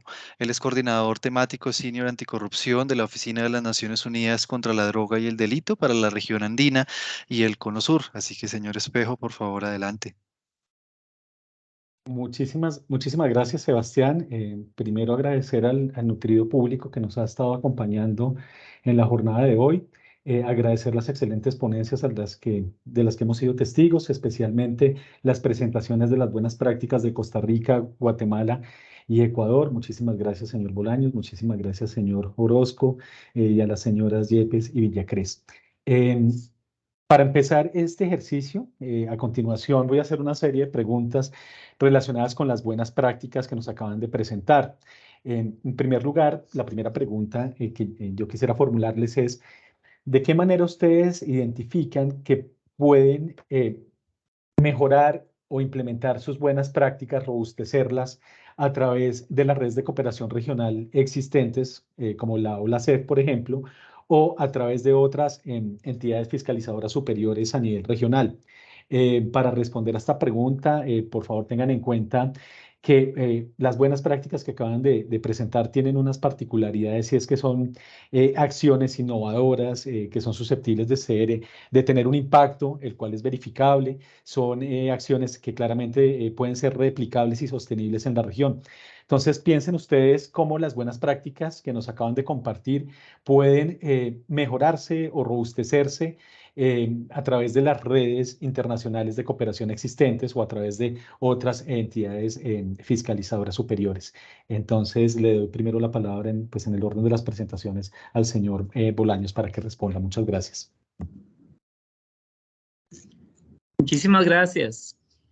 Sinceramente, esta iniciativa nuestra, esta buena práctica nuestra del curso virtual 10 Poderes para Prevenir la Corrupción, queda como anillo al dedo para esto que nos preguntas sobre las posibilidades de cooperación, sobre cómo replicarlo, etcétera, porque su vocación, ¿verdad?, del curso, con este replanteamiento que hemos hecho desde hace un par de años, justamente es de poderlo ofrecer a todos nuestros países. Entonces, nos parece que este ha sido un evento extraordinario para que muchas personas conozcan de esta iniciativa, y con toda humildad les digo, aquí todos estamos para aprender, de manera que por eso yo en la presentación les invité y le agradezco mucho a personas que en el chat han señalado: yo me ofrezco de voluntario para ese piloto, para aportarles, decirle, mire, ¿por qué pusieron esto? ¿Por qué no aparece lo otro? Cambiemos esto, no, eso no me parece. Todo eso estamos abiertos. ¿Por qué? Porque lo que nos interesa más a nosotros es que realmente impacte este curso, que realmente la gente se empodere. Y entonces, desde ese punto de vista, agradecemos a esas personas que en el chat han puesto esa disposición, que están poniendo sus correos, porque los vamos a tomar en cuenta, claro que sí, para que nos colaboren con eso. Llevan el curso, hay un formulario que les vamos a dar, Y entonces creo que esto nos va a ayudar muchísimo. Ya sabemos nosotros que la OLACEF tiene comisiones, ¿verdad? De desarrollo de capacidades, también esta comisión de corrupción, digamos, transnacional, que perfectamente pueden servirnos de enlace para conseguir, digamos, esa participación y para que nos den ideas de cómo replicarlo y cómo nosotros podemos, digamos, cuando ya el curso esté listo, cómo podemos facilitarlo para que se pueda dar a nivel de cada país incluso, ¿verdad? Nos preguntan también, y ese es un tema muy interesante, y aquí termino, si este curso es también para la ciudadanía. Miren, en un inicio nosotros pensamos que se podía hacer un curso como para funcionarios y otro para ciudadanía, pero creemos de que por ser un curso corto y un lenguaje también accesible, tenemos la impresión, después el piloto nos lo va a decir, ¿verdad? Y de hecho vamos a invitar a algunos ciudadanos también, de que este curso también lo pueden llevar ciudadanos. Entonces, realmente desde ese punto de vista me parece que aprovecho pues esta participación para comentar estas cosas que yo creo que a todos nos pueden interesar. Excelente, señor Bolaños, muchas gracias. Precisamente estos espacios que se generan tienen por propósito dar a conocer esas buenas prácticas que ustedes llevan a cabo o están implementando en la región y que claramente tienen toda la potencialidad de ser replicadas, considerando pues que es una buena práctica replicable. Escenarios como la OLACEF son más que pertinentes para poder generar estos intercambios, espacios como este, por ejemplo. Aquí veo que muchísima gente está interesada en conocer no solo la buena práctica de Costa Rica, sino también las de los representantes de los otros países.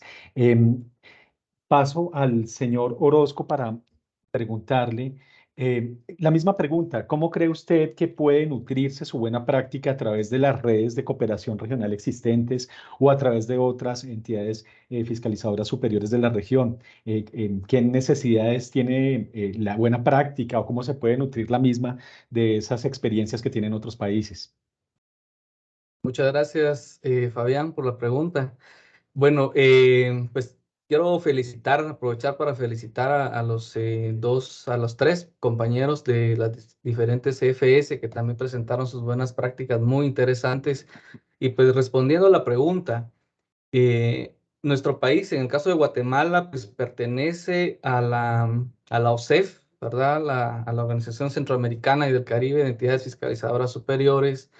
Pertenece también a OLACEF, ¿verdad? Ya a nivel latinoamericano y por supuesto consideramos nosotros que esta buena práctica del Sistema Nacional de Control Interno Gubernamental puede ser replicada en las diferentes CFS de la región.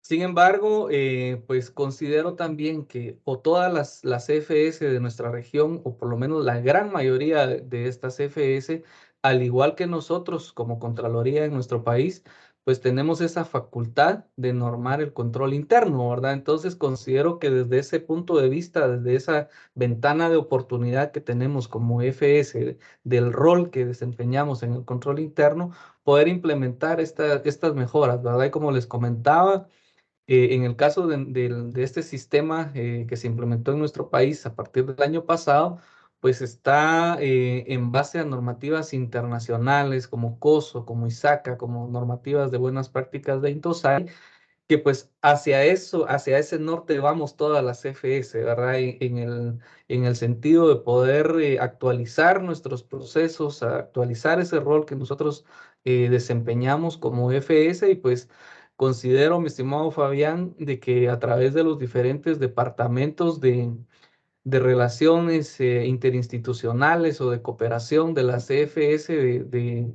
los diferentes países de la región latinoamericana, pues podemos entablar esos enlaces, esos acercamientos y poder brindarles de una manera ya personalizada cuál ha sido la experiencia de nosotros como FS en esta implementación, los retos que hemos tenido como FS, porque como les comentábamos, ha sido un cambio de paradigma. Ha sido un cambio de paradigma, no solo para nosotros desde el punto de vista de fiscalización, sino también ha sido el cambio de paradigma para las entidades que son fiscalizadas, porque pues también ellas tienen esa obligatoriedad de poder implementar este Sistema Nacional de Control Interno. Y finalizo con esto, querido Fabián, en el sentido de que es un enfoque preventivo y no reactivo. Es un enfoque que le va a permitir a las instituciones visualizar desde el inicio de un ejercicio todos los riesgos que pueden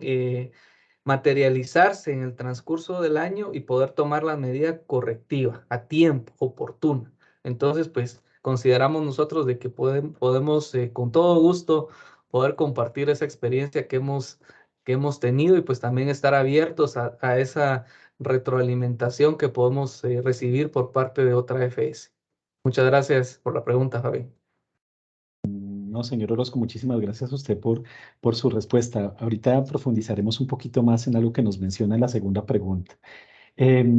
Bueno, la misma pregunta para las señoras Yepes y Villacrece en relación con la buena práctica de conflictos de interés que nos presentaron.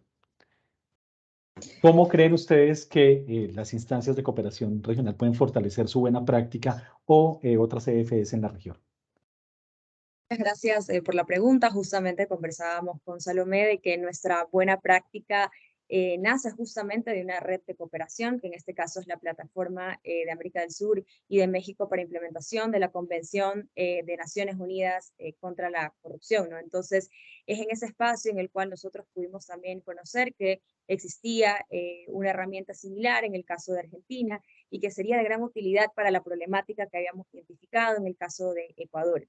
Aquí es importante que también nosotros rescatemos el hecho de que como la CEF tenemos una comisión técnica de lucha contra la corrupción transnacional, donde ya nos congregamos distintas entidades fiscalizadoras superiores y donde justamente espacios como este nos permiten compartir la buena práctica y también son el punto de partida para luego tener encuentros bilaterales, como el que ya tuvimos con la Contraloría General de la República de Perú, para hablar un poco más sobre qué hay detrás de esta iniciativa, cómo tener una estrategia de sostenibilidad y ver aspectos ya de carácter tecnológico. Entonces, aprovecho también este espacio para esclarecer una de las dudas que estaban puestas dentro del chat, que tiene que ver con la intención en sí del simulador, ¿no? Y en ese sentido, lo que queremos ratificar es que efectivamente esta es una herramienta de prevención, donde lo que se busca justamente es que la usuario ya a nivel individual pueda conocer ante distintos escenarios que ya están regulados, que ya tienen disposiciones cómo proceder,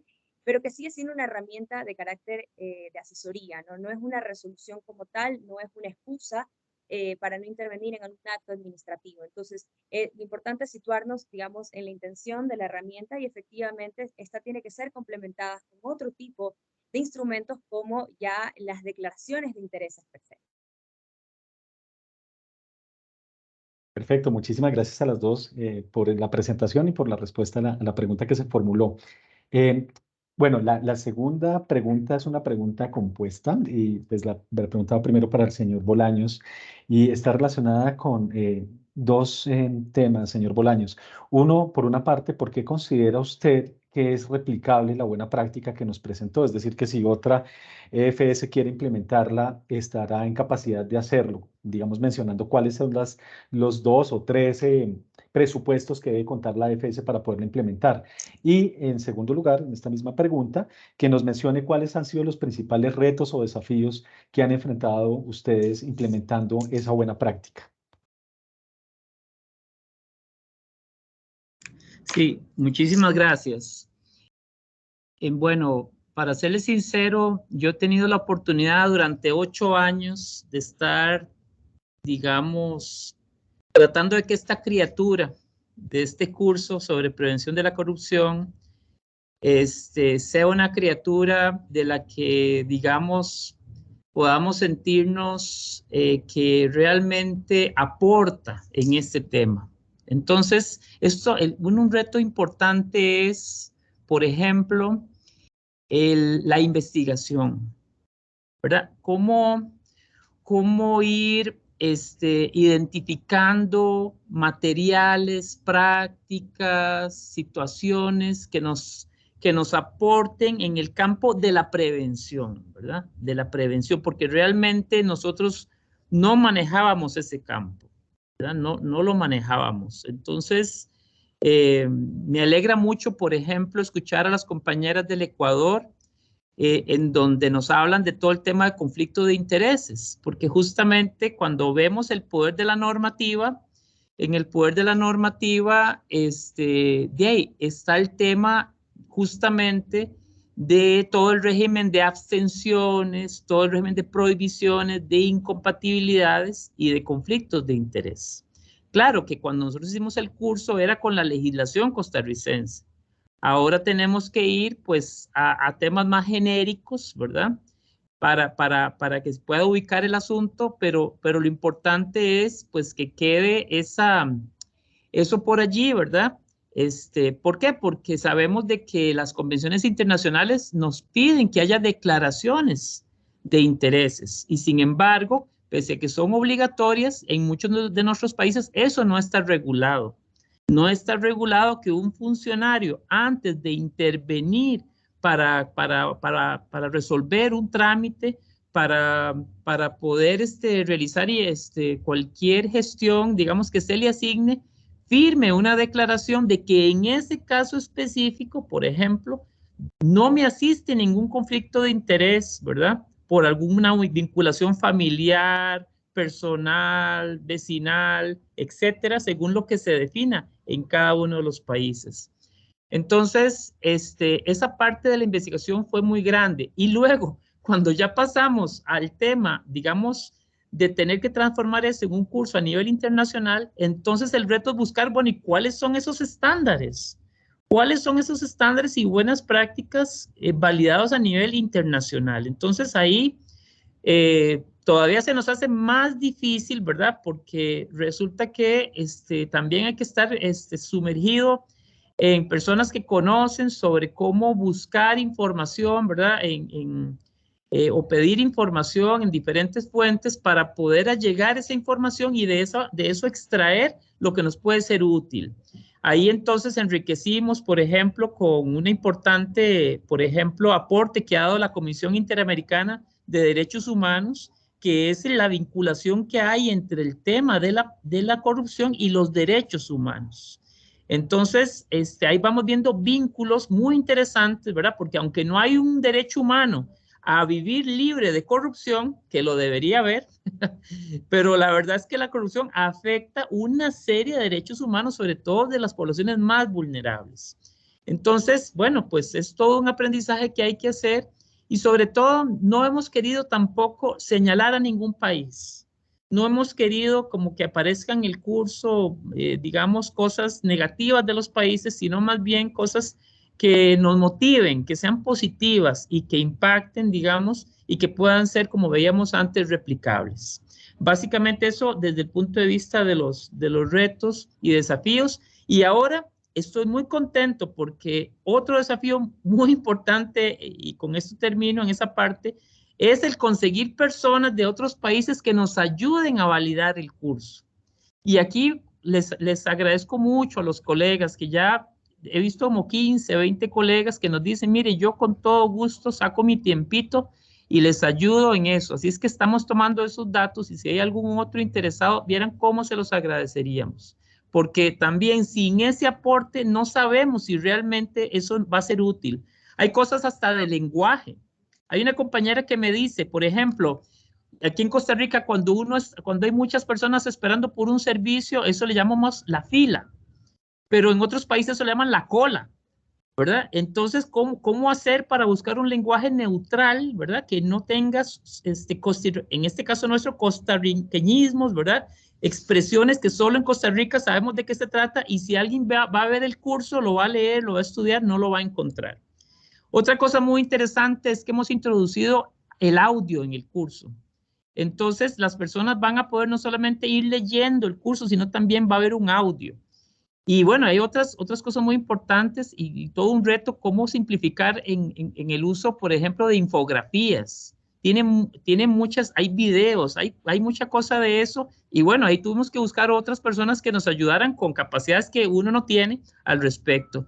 Y en la Contraloría, otra cosa muy interesante es que esto permite un trabajo interdisciplinario. Yo soy abogado, pero aquí también participaron personas de otras profesiones, ¿verdad? De comunicación, de contadores públicos, de otras profesiones que nos ayudaron a enriquecer el curso, ¿verdad? Entonces eso también es muy importante cuando se trabaja interdisciplinariamente. Me extendí mucho y tal vez no le contesté la primera pregunta, pero creo que estamos bien. Gracias. No, claro que sí las contestó, señor Bolaños. No, no diga que no, porque estaba tomando precisamente nota de los desafíos que usted estaba mencionando y vale mucho la pena destacar el carácter colaborativo que tiene la iniciativa, ¿no? Que es algo que no está cerrado, que está en constante construcción y es muy importante el llamado que usted hace a que colaboradores en la región también puedan alimentar o nutrir ese curso. Y hay mucho interés, veo aquí en el chat, entonces era importante escucharlo. Señor Orozco, es tan amable la misma pregunta. Son dos, como le comentaba, la capacidad de replicabilidad que tiene la buena práctica que nos expuso y también los principales retos o desafíos que deben ser tenidos en cuenta para las personas que nos están escuchando hoy. Muchas gracias.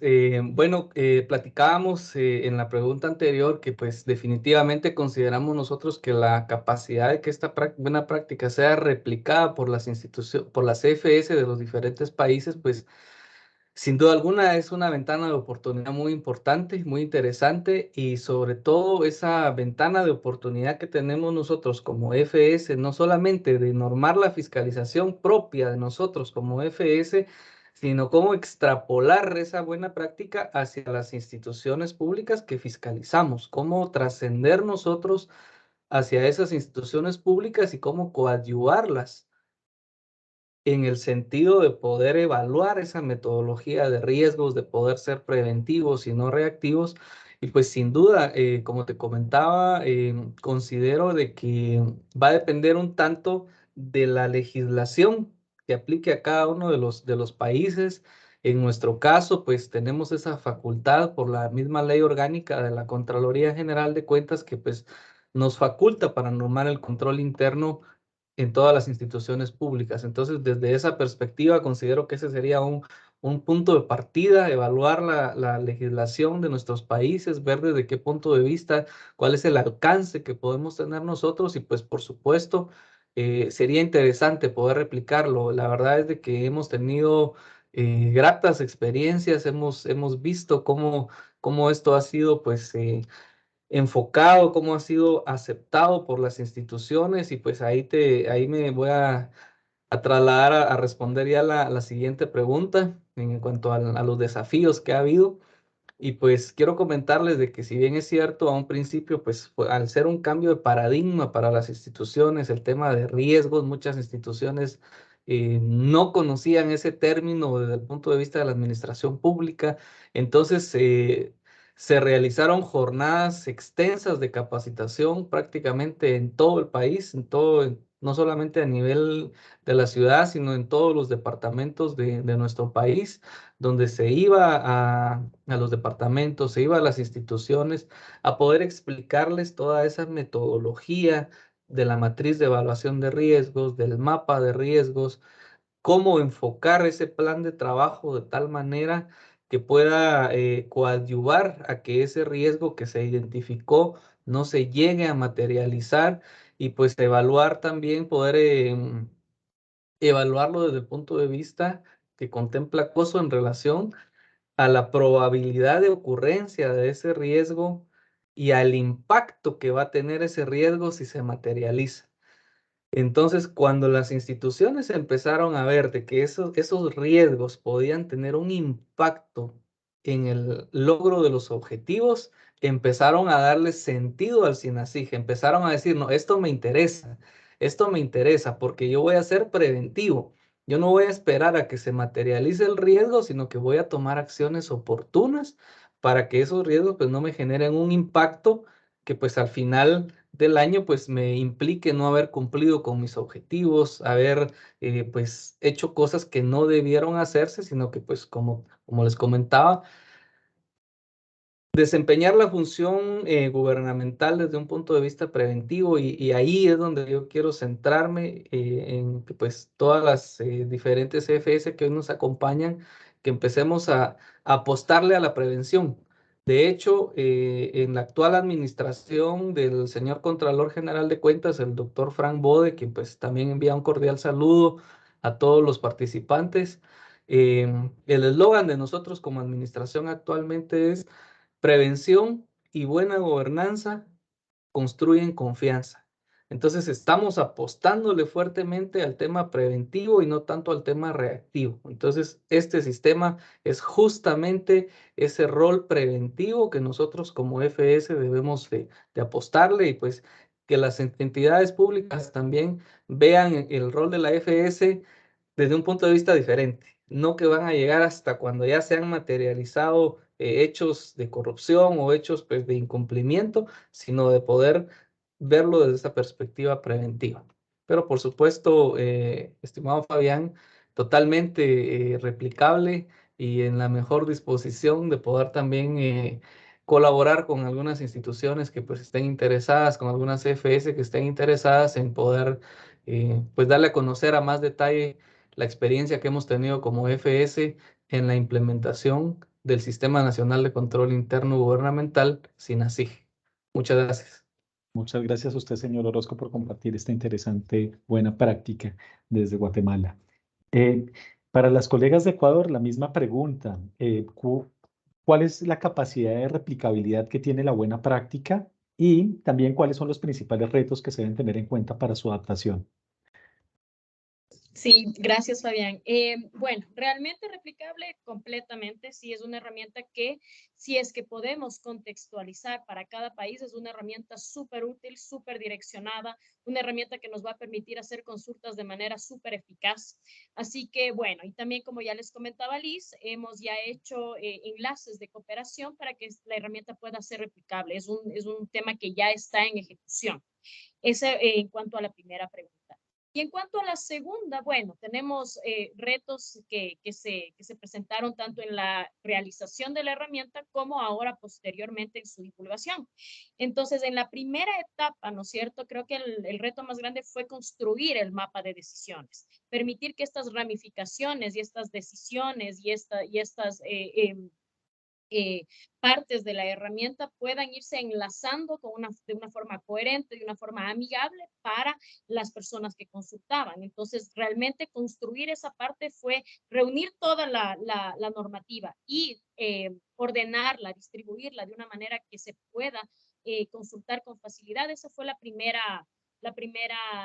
primer reto, ¿no? Y una vez ya construida la herramienta, los retos que estamos enfrentando actualmente es su divulgación, es decir, cómo hacer que más funcionarios de la Contraloría General del Estado, primero aquí en casa, ¿no es cierto?, hagan uso, sea factible, sea amigable, etcétera, etcétera, y posteriormente que sea conocida con más, de una manera más fuerte, ¿no es cierto?, de una manera más impactante a nivel internacional. Esos son los retos que se nos han presentado. Bueno, muchísimas gracias a los colegas de Costa Rica, Guatemala y Ecuador que nos han compartido sus buenas prácticas el día de hoy. Ya con esto damos por terminado el evento, no sin antes señalar primero que es muy alentador escuchar de estas iniciativas que son en efecto innovadoras, replicables, tienen capacidad de sostenibilidad. Y algo muy importante que para nosotros, digamos, desde la Oficina de Naciones Unidas contra la Droga y el Delito, como guardián de la Convención de las Naciones Unidas contra la Corrupción, de la UNCAC, es muy importante y es ver cómo estos esfuerzos están encaminados a prevenir la corrupción, ¿sí? Lo cual es una gran apuesta que tienen las tres buenas prácticas que se presentaron y lo cual yo creo que es una apuesta que vale la pena. Digamos, no tener ese enfoque tanto de combatir la corrupción, como muy bien decía el señor Orozco, cuando ya se presenta, sino tener ese carácter preventivo que, digamos, está presente tanto en el curso anticorrupción como en el tema de los riesgos de corrupción, cuando se habla del análisis de impacto que puede tener la corrupción de materializarse y el tema de la herramienta de conflictos de interés con la que estamos muy familiarizados porque, pues digamos, allí directamente nosotros participamos en la Oficina de Naciones Unidas contra la Droga y el Delito a través de la plataforma en el desarrollo de esa buena práctica. Entonces, agradecerles a los expositores, a los 4 expositores, por compartirnos estas buenas prácticas. Ha sido un gusto contar con la participación de ustedes el día de hoy. Mucha gente interesada en conocer más y en participar de las buenas prácticas que fueron presentadas y agradecerles a los más de 350 participantes que tuvimos el día de hoy, agradeciendo que nos acompañaron todo el evento. A todos les deseo una feliz tarde y que tengan un buen resto de día. Muchísimas gracias. No sé, Sebastián, si quieras agregar algo para el cierre o no sé si de parte de pronto de la Contraloría de Chile alguien quiera mencionar algo. Muchísimas gracias, Fabián. Nuevamente, muchísimas gracias a nuestros colegas y expositores y expositoras, panelistas, presentadores por este nutrido evento. Solo un par de avisos, digamos, generales para sumarme a este cierre del evento.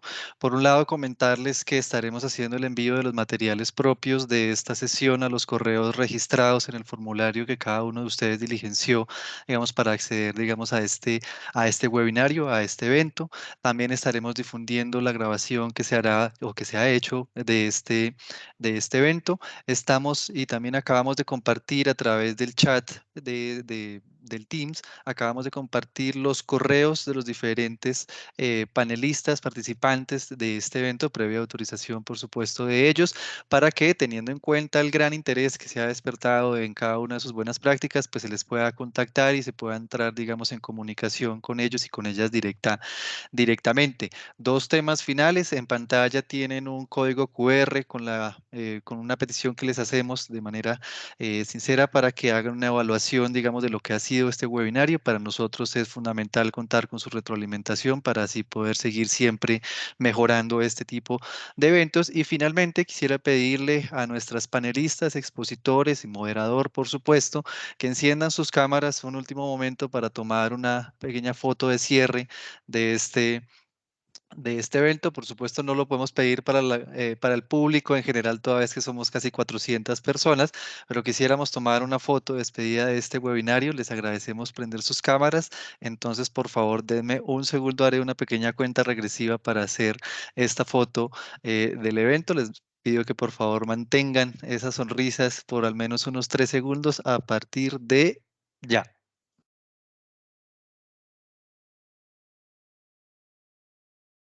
Perfecto. Ha quedado entonces una pequeña captura, una memoria de lo que ha sido este webinario. Por supuesto, seguiremos en contacto y muchísimas gracias nuevamente por toda la participación y por todo, digamos, el interés que se ha despertado en estos temas. Ha sido un honor acompañarles el día de hoy. Muchísimas gracias.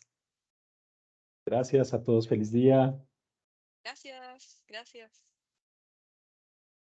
Muchas gracias. Hasta luego. Hasta luego, gracias.